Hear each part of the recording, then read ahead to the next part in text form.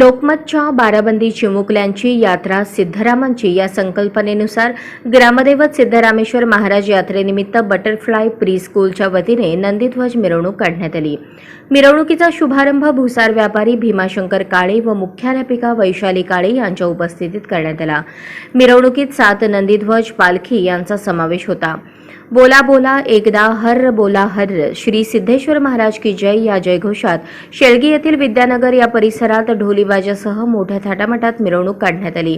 यावेळी विद्यार्थ्यांनी बाराबंदी, नेहरू शर्ट, विजार व टोपी असा तर विद्यार्थिनींनी साड्या व पारंपरिक वेशभूषा केली होती। यावेळी मिरवणूक मार्गावर नंदीध्वज धारण केलेले बाल नंदीध्वज धारक पाहून परिसरातील भाविक सुखावून गेले।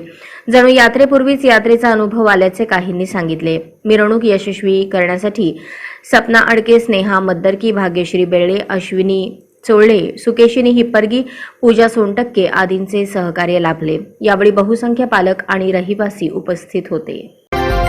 आजच स्मार्ट महाराष्ट्र न्यूज चॅनलला सबस्क्राइब करा।